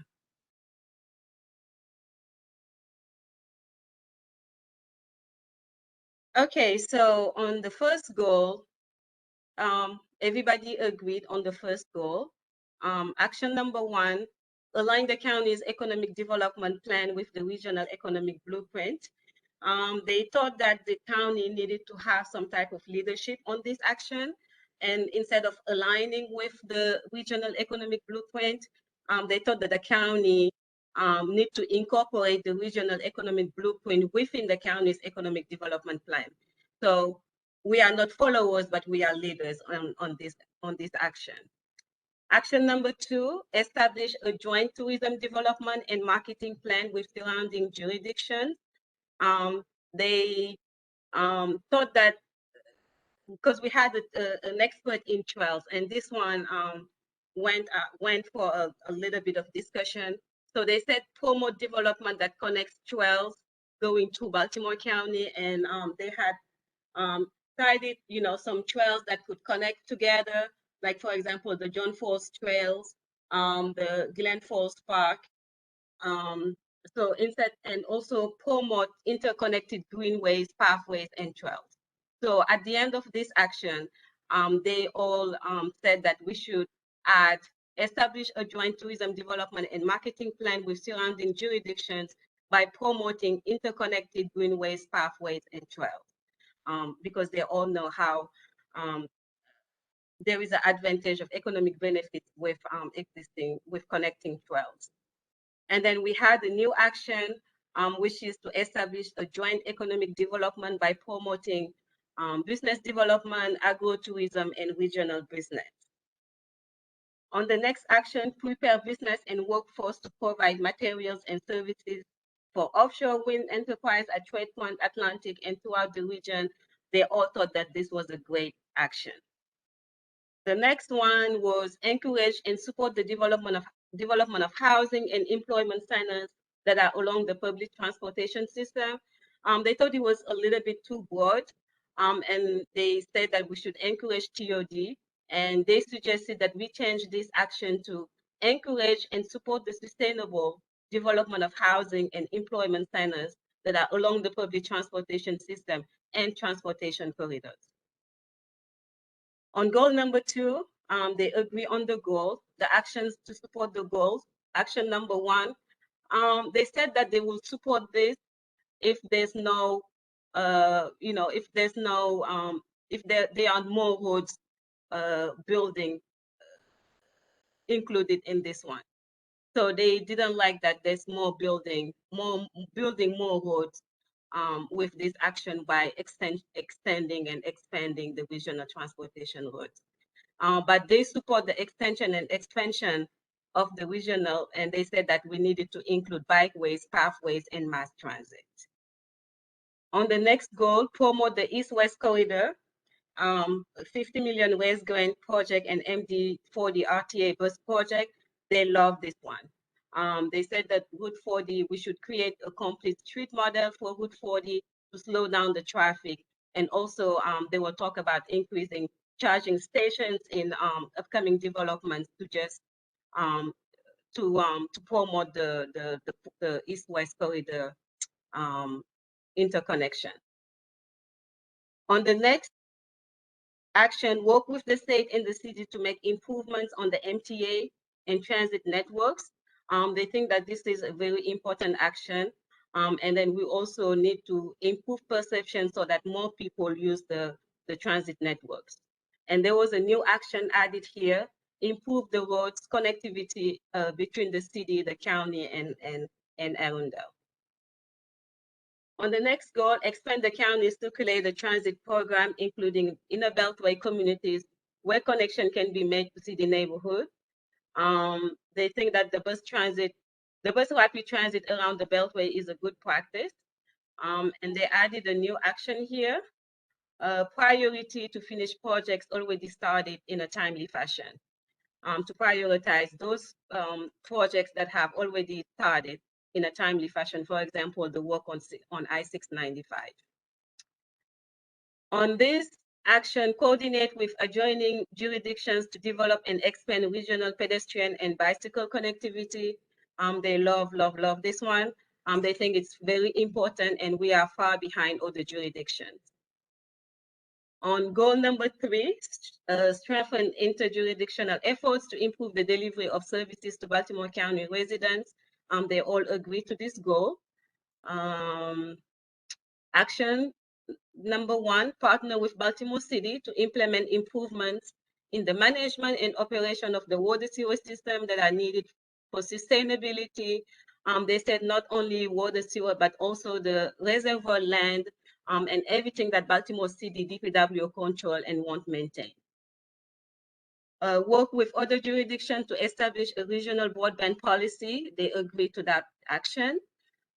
Develop a regional solid waste and recycling system with Baltimore City to end the reliance on incineration.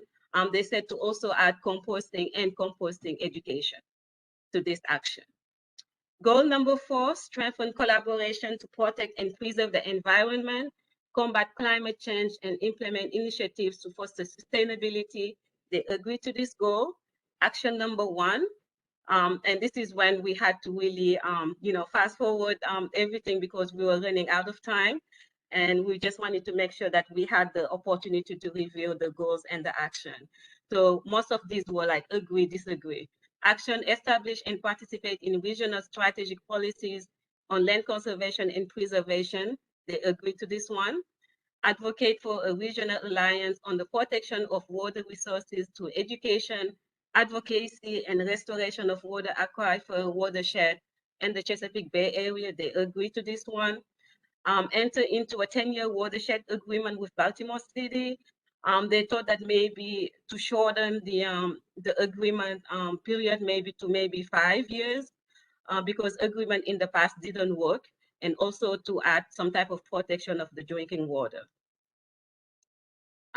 Promote the establishment of a regional system of parks, trails, and open spaces that meet the needs of all age groups. They agree to this one. Develop a regional climate action plan and efforts to combat the causes and impacts of climate change.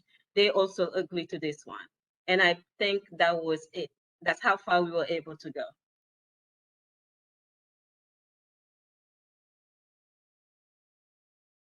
Okay, I think Amy's the last one. Okay, let me share.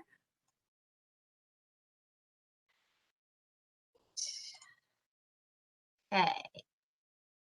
So a lot of the comments that I had in my group are building on things that we've already heard from the other groups. So I'm gonna, in the interest of time, kind of go through these as quickly as I can since it's already 8 o'clock.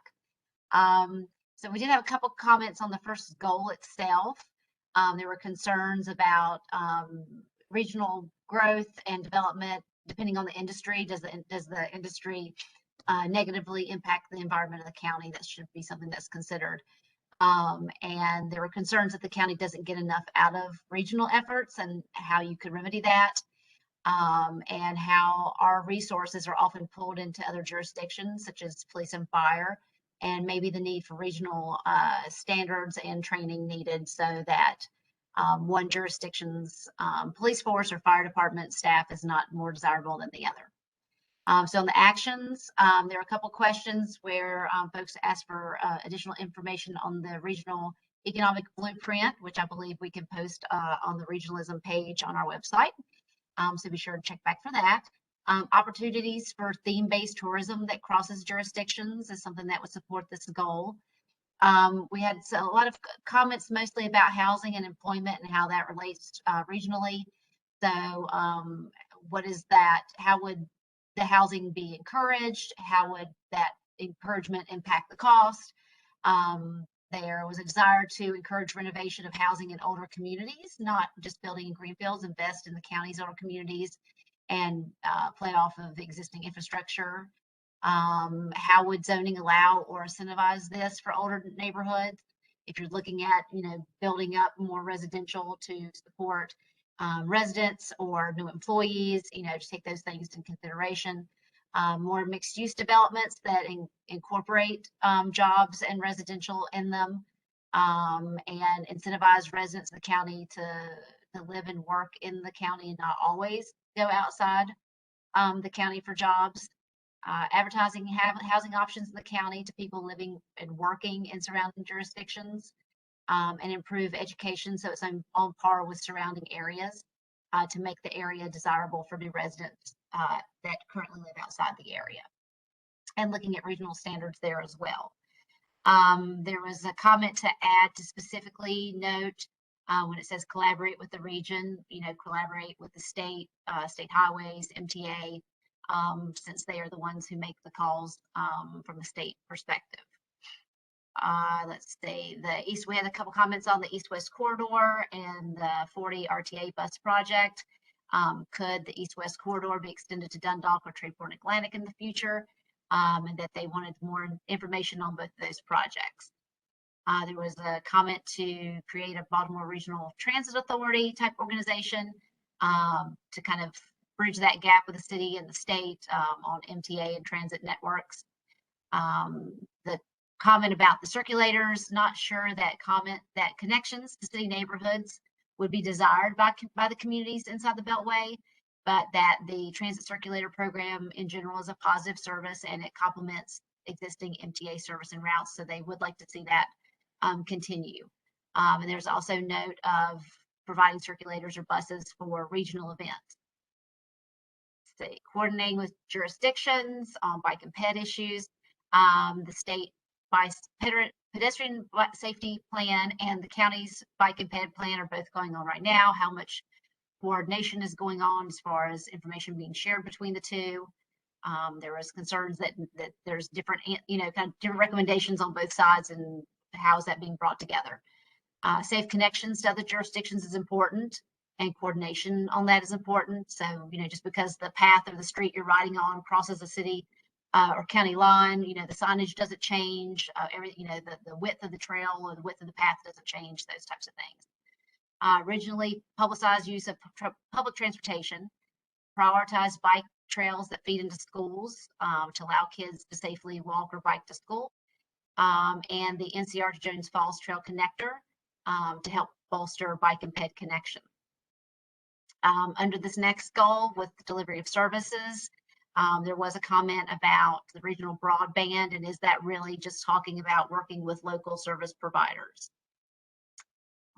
see here, the environmental goal, preserving the environment, combating climate change and initiatives for sustainability.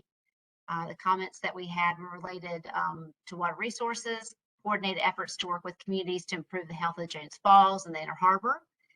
There was a comment about the regional climate plan and need better cooperation between the city and county related to flooding issues. The next comments we had were growing regional businesses focused on sustainability. Partnerships need to be built or strengthened with nonprofits related to these issues, nonprofits in the region, and incentives to reduce costs to developers and businesses to implement things to combat climate change and to help mitigate issues that are related to that. Under the goal of safe, healthy, and equitable living environment, okay, there was a comment about training for police and social work and conflict resolution skills to be more, and for the police to be more integrated into community, and to look at a social work task force approach, partnership with police departments. Relationship with Baltimore City and surrounding jurisdictions to mitigate social inequality or inequity, sorry. Many area nonprofits and religious institutions have taken this on and should be encouraged to continue to do that work. All jurisdictions should provide support and partnership opportunities to help continue these services and relationships. Address concentrated poverty in surrounding jurisdictions, specifically the city, and better distribute it among all jurisdictions. There needs to be a regional approach to youth group homes and the issues of concentration of group homes that result in Baltimore County. And then there was a note to specifically identify issues of racial inequality, especially as it's stated in this goal, and not to be as general or generic. In relation to housing and affordable housing, it's important to address segregation. Someone noted the MPDU approach as used in Howard and Montgomery counties. Incentives for homeownership that target vacant homes that have been sitting for a certain amount of time. And how can we help encourage the owner to sell and to get new owners.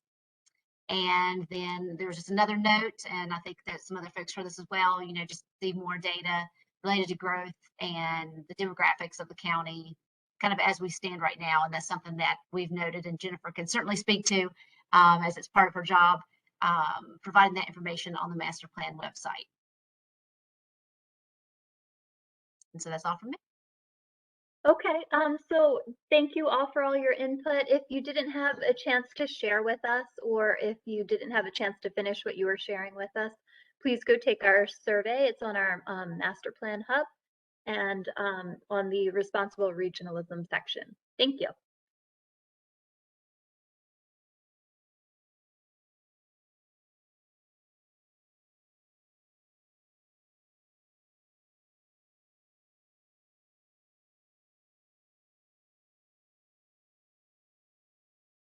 Is the meeting over? Oh, Amy, did you have any last thing to say? I can. Does Emery want to pull that back up? Sorry. I think. Sorry about that. So I just wanted to note a couple things, and you know, I think we mentioned in the beginning, but there is a survey that is up on the Regionalism page, so be sure and go and check that out if you're interested. About it really just goes back over through the goals and the actions. We do have the 6 remaining meetings that are coming up. So livable built environment, because it's a very broad topic, was broken down into 2 meetings. So the first of those is next Tuesday night, 6 o'clock to 8 o'clock. And then the second part with transportation, infrastructure, and public facilities will follow the next Monday on the 24th. Resilient economy is also next week on Wednesday night. The following week, we have the healthy community meeting. Interwoven equity is on the 31st. And harmony with nature is the last one, February 7th. So all of these are on the website. If you've signed up for the master plan email address, I send out weekly reminders with links to the meetings and anything else we've posted. We generally will try to post the goals and actions the day before. So if you do want to kind of get a sneak peek at the goals and actions for that group, we try to have those up a day before if we can, or at least the day of, if you want to go ahead and look at those before coming to the meeting. And I think that's it. As always, you're welcome to email me or email me back at the master plan email address if you have any comments or questions that you want to add. And I think that's it for us tonight. Thank you. Amy, I have a quick question. Sure. So the questions that are discussed to the meetings, those are going up on the website like the day of or a day prior? Mm-hmm.